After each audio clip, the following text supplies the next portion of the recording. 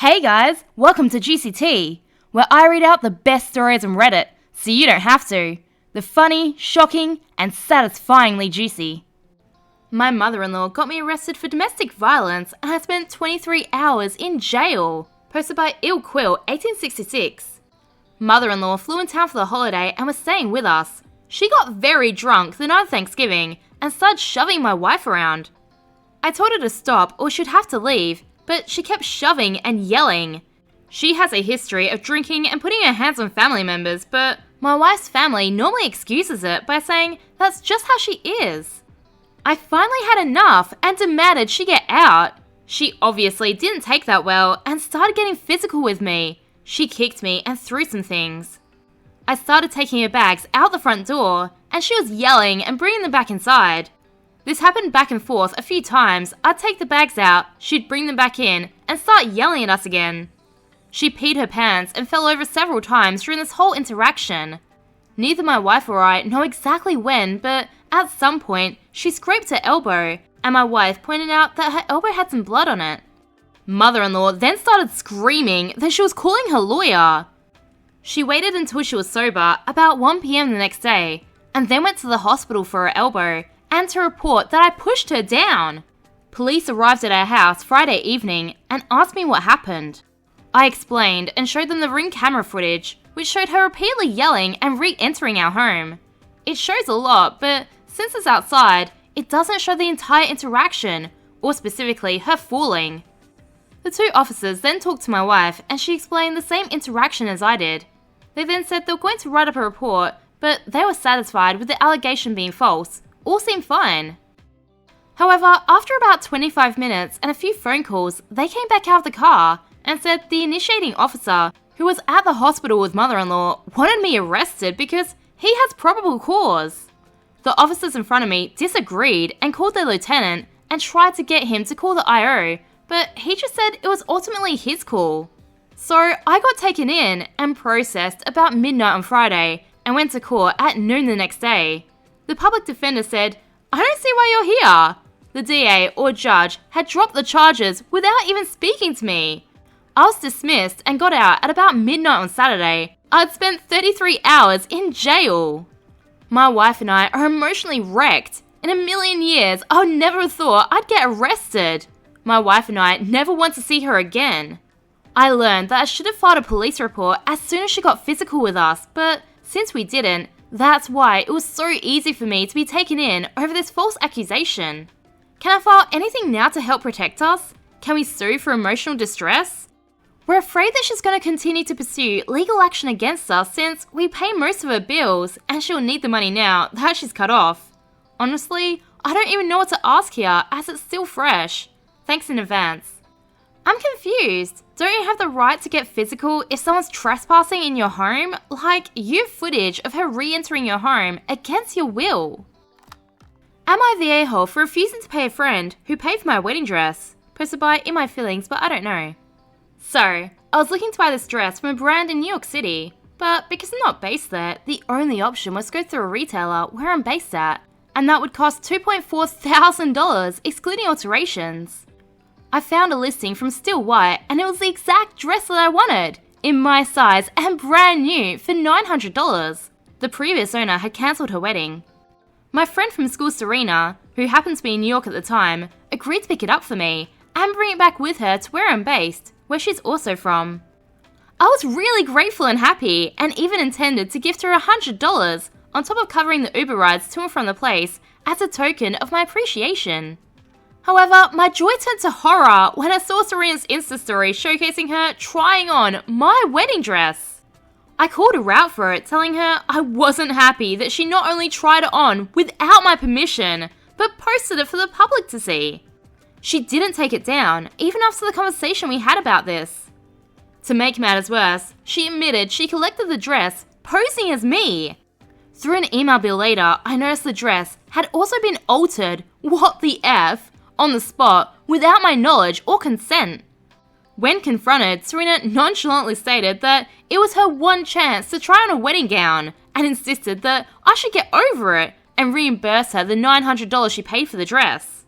My wedding dress experience was completely hijacked and now I'm hesitant to pay her back.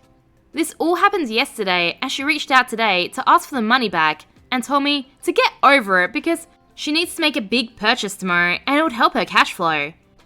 Since she wants it so bad, she can now have it. Am I the a-hole? Update 1. First of all, thank you everyone for being so empathetic and indignant on my behalf. I don't feel crazy anymore. When I saw her post, I completely lost it. I cried so pathetically. I know everyone must be wondering why I'm even friends with Serena and how that reflects on me as a person too. I've always known that Serena is a bad friend, but I've still kept her around because of her mental health struggles. I was the only friend connected to her family, so if anything happened, I'd be the one to sound the alarm.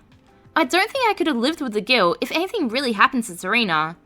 But I guess my job is done because Serena's audacity tells me she's in a much better place. Good for her. I don't have the dress on hand yet because it's still in New York with her. She's coming back to where we're based February 24th. I agree that she was doing me a favor, and for that I'll still pay her for the dress. After all, it was $900, but with the following terms. I will only pay her upon the receipt of the dress. The trust is completely broken, and I don't know what else she might do to the dress. Sleep in it? I unfortunately need this leverage over her until I have it in my hands. Otherwise, she has no incentive to keep her hands off it. For all I know, she's chucked it in dusty storage to spite me. 2. I'll pay her $900 minus the cost of dry cleaning and alterations. It's like borrowing a friend's clothes and not washing it before returning it. Did I mention she also tried it on after her Pilates class without even showering? I think this arrangement is fair and I wouldn't owe her anything. 3. I'll end this friendship. To be honest, I think if Serena and I met as adults, we wouldn't be friends. The friendship has run its course and I think I did the best I could. She for real, so I was pulling an Anna Sorokin on her. Serena called me a con artist and isn't even sorry that she rained all over my parade. Friend? Human? 4. She's uninvited. Need I say more? Update 2. Serena had told me there was lipstick stains on the dress and offered to buy me a stain pen. Later I found out from the shop owner that the stains were actually caused by Serena. So Serena not only lied blatantly, but she tried to cover up her vile behaviour by coming across as helpful. I have ever since reverted to Serena and given her 2 options. 1. Sell it to me at half the cost to cover alterations and dry cleaning. 2. Sell it to someone else. She chose option 2 and showed no true remorse. End of story and friendship. Am I wrong for snapping at a friend after I failed to bring a cake to our friend's birthday dinner twice? Our next post comes from the Am I the A-hole subreddit, posted by Deleted. Today is my friend Jerry's birthday.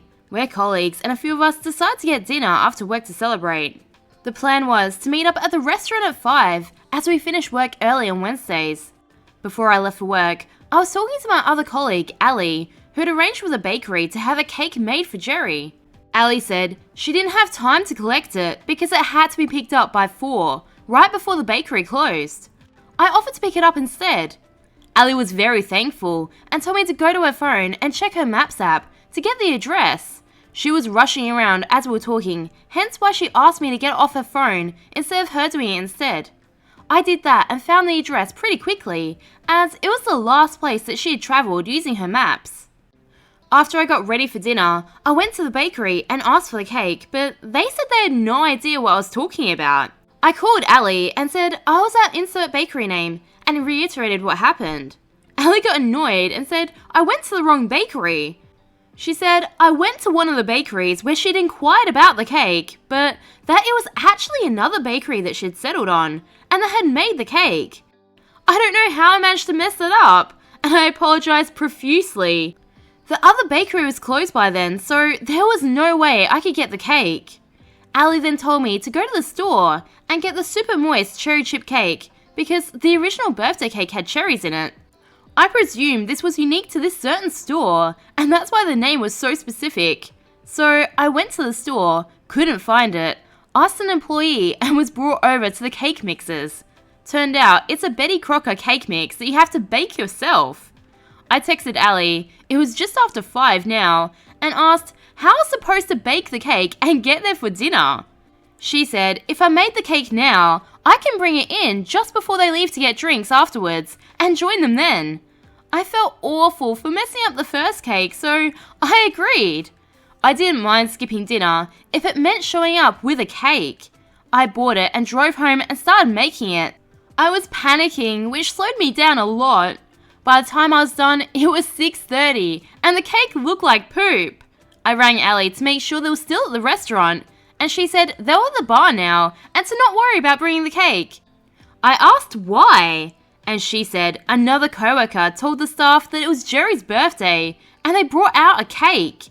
I felt defeated and I snapped. I had verbal diarrhea and asked her why she didn't tell me this sooner. Why I had to bake a cake instead of buying an already baked one, and if she'd even covered for me as to why I wasn't there.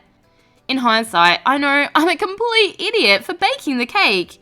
I just felt so poopy about messing up the first one and was in a frenzy. Okay, I can understand OP panicking after feeling like they messed up, being told to grab a specific cake only to find out it's a premix, panicking and buying it on the spot and trying to make it, but what's Allie's excuse? This is all super sus, but I think Allie lied about placing the order for the cake. Don't know why. Maybe she wanted to look like a good friend, but was too cheap to actually buy one. Maybe she likes Jerry and thinks OP is competition. Or maybe she just doesn't like OP, and this was some elaborate scheme to keep her from joining them for dinner. But whatever it is, OP said the first bakery she went to was the last place that Allie had travelled to using her maps.